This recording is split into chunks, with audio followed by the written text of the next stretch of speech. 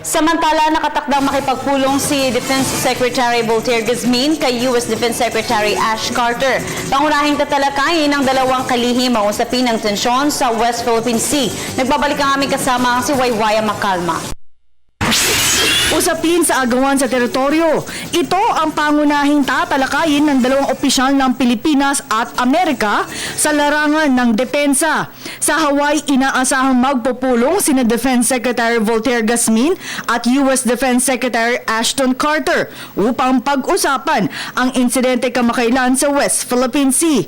Ang pinakahuli ay ang pangtataboy ng Chinese Navy sa U.S. Air Force sa lugar ng 8 beses at may kasama pang pagbabanta. Nais kasi malaman ng kung hanggang saan ang iaabot na tulong ng Amerika sa Pilipinas na laging inaapi ng China at ang laging nakakaranas ng pangharas sa militar at lalo na ang mga Pilipinong mangingisda. Well, tatanong natin hanggang saan yung tulong na ibibigay sa atin.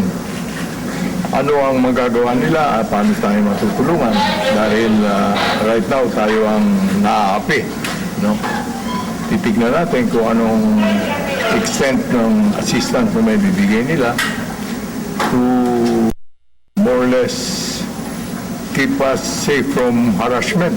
Kaya naman, pinaboran ni Guzmin ang usapin na ibalik ang mga kampo ng Amerika sa bansa na higit nakatulong sa ating bansa. Dahil anya ang Bajo de Masinloc sa Zambales ay ang dating training exercise ng militar. Sa totoo lang, kung hindi umalis ang Amerika, hindi tayo magkakaganito eh. Di ba?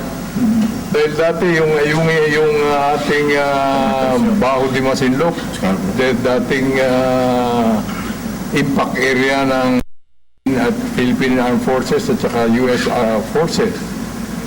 Tapos ngayon, inaangkin na nila. Di ba? Kung hindi sila umalis, hindi maangkin yun. Sa kabila niya ay positibo ang kalihim ng depensa na matutuloy ang EDCA o Enhanced Defense Cooperation na isang kasunduan na nilagdaan ng Pilipinas at Amerika noong 1 taon. Well, we're hoping for a very positive verdict on the EDCA. Malaki may tutulong na EDCA in the sense that the joint use of facilities and use of equipment by both the armed forces. Bukod sa pulong ni Secretary Guzmin sa Hawaii ay kasama siya sa delegasyon ng Pangulong Aquino na patungo ng Japan upang pag-usapan ang West Philippine Sea. Para sa Telebisyon ng Bayan, ako si Waywaya Macalma, Cavite City.